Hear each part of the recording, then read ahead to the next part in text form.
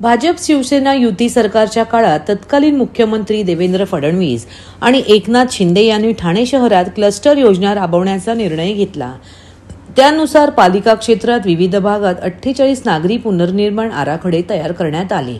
Cluster सारख्या महत्त्वाकांक्षी योजनेला मूर्त स्वरूप मिळत असताना शहरातील मानपाडा, अशोकनगर, आझादनगर, गणेशनगर तसेच मनोरमा नगर भागात कार्यालय थाटून दंडेलशाही करणाऱ्या विकासकाच्या विरोधात नागरिकांमध्ये क्लस्टरबाबत संभ्रमाचे वातावरण आहे।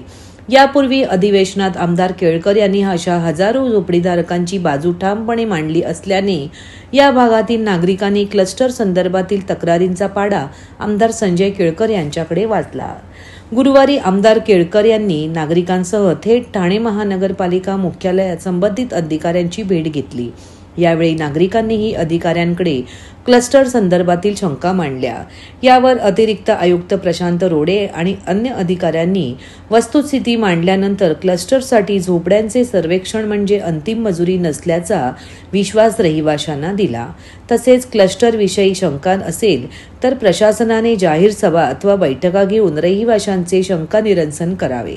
त्याचबरोबर वैयक्तिक पातळीवरही तक्रारदारांच्या तक्रारी ऐकून घ्याव्यात असे सक्त निर्देश देत क्लस्टर योजना विकासकाला आंदण देऊ नका असे प्रशासनाला बजावले। क्लस्टरच्या संबंधामध्ये मी आजच एका भागातल्या क्लस्टरच्या संबंधामध्ये तिथल्या लोकांच्या अडीअडचणी आणि शंका कुशंका ज्या आहेत त्या कुठेतरी आयुक्त क्लस्टरच्या पातळीवर अधिकाऱ्यांच्या पातळीवर ते सुटल्या पाहिजेत। त्यांना त्याची नीटपणे माहिती करून द्यायला पाहिजे। मी विधिमंडळात पण सांगितलं की क्लस्टर हे बिल्डरला आंधण दिल्यासारखं देऊ नका।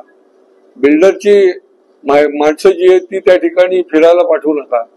आधी त्या लोकांना, कारण क्लस्टर ही क्रांतिकारी योजना आहे, परंतु त्याचा इम्प्लिमेंटेशन जे आहे ते विविध प्रकारे चुकीच्या पद्धतीने होत असल्यामुळे अनेक हजारो नागरिकांमध्ये मोठा संभ्रम आहे की आपली फसवणूक तर होत नाही आहे ना।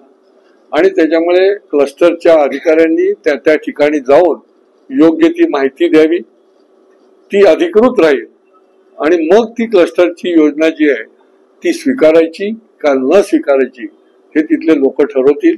आणि त्या दृष्टीने आजच मी वरिष्ठ अधिकाऱ्यांची आणि लोकांची बैठक घेतली।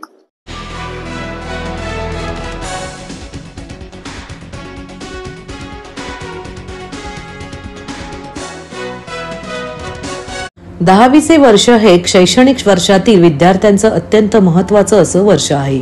प्रत्येकाच्या शैक्षणिक वाटचालीतील महत्त्वाची वाटचाल या परीक्षेनंतर होते। आजपासून 10वीच्या परीक्षेचा शुभारंभ झालेला आहे। ठाणे जिल्ह्यातून 1,21,244 विद्यार्थी 10वीच्या परीक्षेला सामोरे जाणार आहेत। ठाणे जिल्ह्यातील विविध शाळा आणि महाविद्यालय 348 परीक्षा केंद्र असणार आहे। आजपासून सर्व ठिकाणी ही परीक्षा सुरू झाल्यात असल्यामुळे सकाळीच विद्यार्थी आपल्या पालकांसह परीक्षा केंद्रावर दाखल झाले होते। सर्व सुविधांनी सुसज्ज असलेले असे हे परीक्षा केंद्र तयार करण्यात आलेले आहे। ठाण्यातील मोह विद्यालयात परीक्षेसाठी आलेल्या विद्यार्थ्यांचं शाळा प्रशासनाच्या वतीने अनोख्या पद्धतीने स्वागत करण्यात आलं। तत्पूर्वी विद्यार्थ्यांना परीक्षा केंद्रावरती आवश्यक असणाऱ्या सूचना देखील यावेळी देण्यात आल्या। यावेळी पोलिसांचा बंदोबस्त देखील चोख असा पाहायला मिळाला। परीक्षेसाठी आलेल्या विद्यार्थ्यांचे औक्षण करण्यात आले, तसेच त्यांच्यावरती पुष्पवृष्टी देखील करण्यात आली। विद्यार्थ्यांना पुष्पगुच्छ भेट देऊन यशस्वी भव असा आशीर्वाद देखील शिक्षकांनी दिला आहे। त्यातील मोह विद्यालयामध्ये एकूण 450 विद्यार्थी 10वीच्या परीक्षेला सामोरे जाणार आहेत।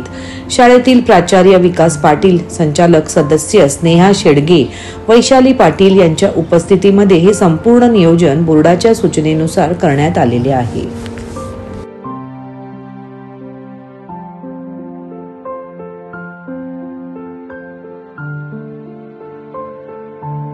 महाराष्ट्रातील भगिनींना आधार देणारी राज्य शासनाची मुख्यमंत्री माझी लाडकी बहीण योजना। या योजनेअंतर्गत अल्प उत्पन्न गटातील 21 ते 65 वयोगटाच्या भगिनींना मिळणार दरमहा 1500 रुपयाची मदत। अर्ज करण्यासाठी 31 ऑगस्ट 2024 पर्यंत मुदतवाढ. कुटुंबाचं वार्षिक उत्पन्न 2.5 लाख रुपयांपेक्षा कमी असलेल्या महिला पात्र. कुटुंबाकडे पिवळं किंवा केशरी रेशन कार्ड असल्यास उत्पन्नाचा दाखला आवश्यक नाही. पांढरं रेशन कार्ड असेल किंवा रेशन कार्ड नसेल तर कुटुंबाचं वार्षिक उत्पन्न 2.5 लाखांपेक्षा कमी असल्याचा दाखला आवश्यक. योजनेसाठीचा ऑनलाईन अर्ज नारी शक्ती दूत ऍप वरून किंवा पोर्टलवर भरता येईल.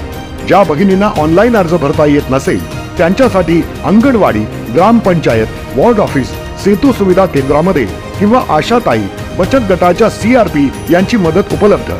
आता आपल्याला अभिमानाने म्हणता येईल, सुखी आणि सुरक्षित आहे माझी लाडकी बहीण.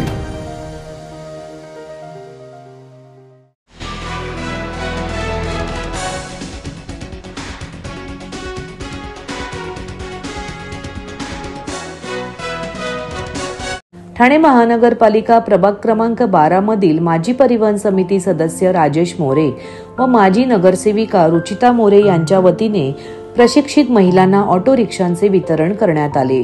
ठाणे महापालिका भवन कचराळी तलाव समोर ठाणे येथे हा कार्यक्रम संपन्न झाला. महिलांच्या सक्षमीकरणासाठी त्यांना स्वतःच्या पायावर उभे राहून स्वयंरोजगार करता यावा यासाठी ठाणे शहरातील महिला मुलींना ऑटो रिक्षा प्रशिक्षण देण्यात आले होते. प्रशिक्षणासोबत learning licence, permanent licence, auto rickshaw batch तसेच परमिट दिले. या कार्यक्रमात महिला उत्तम प्रकारे प्रशिक्षित होऊन ऑटो रिक्षा चालविण्यास सक्षम झाल्या आहेत.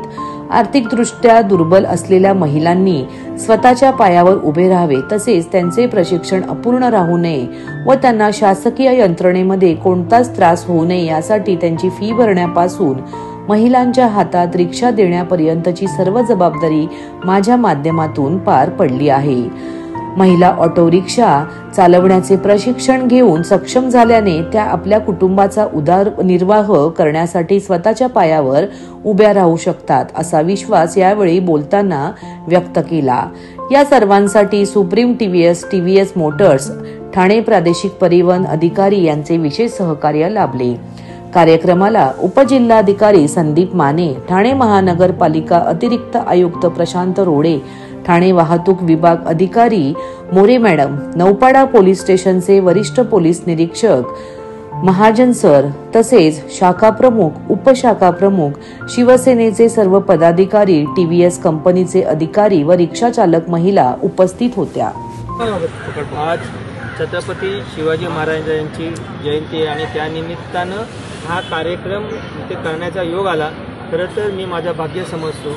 ज्या पद्धतीनं शिवाजी महाराजांनी महिलांचा सन्मान केला, आपण बघितलं असेल ते राजाच्या पाटल्यापासून, कल्याणच्या सुभेदारापासून, हिरकणीपासून सगळ्या गोष्टी आपण महाराजांच्या ऐकल्यात. महिलांच्या सन्मानासाठी जो राजा झटत होता, ज्यांनी आपला प्रजेच्या कल्याणासाठी आपलं आयुष्य कर्तव्य केलं, त्या शिवजयंतीच्या निमित्तानं आज महिलांना रिक्षा देण्याचा योग आला.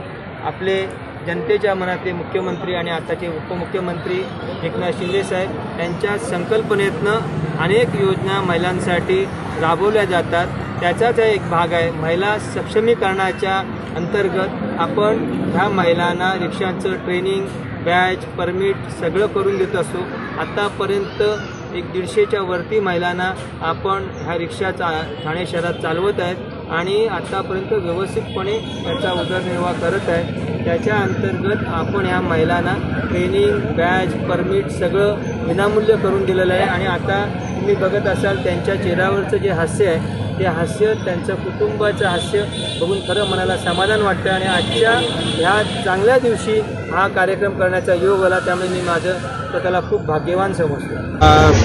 पहली बात तो बधाई हो सबको जिन्होंने रिक्शा अभी TVS की रिक्शा लिया है. सो ये जो इनिशिएटिव है एकनाथ शिंदे साहब का जो इनिशिएटिव है बहुत अच्छा इनिशिएटिव है. एम्प्लॉयमेंट दे रहे हैं, सब कुछ महिलाओं को एम्प्लॉयमेंट दे रहे हैं, लाइसेंस बैच परमिट का ट्रेनिंग देकर लाइसेंस बैच परमिट निकाल रहे हैं.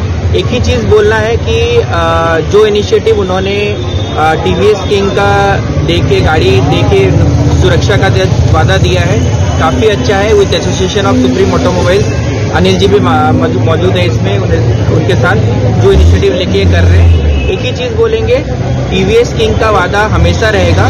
TVS किंग का वादा बचत, सुरक्षा और कंफर्ट का वादा।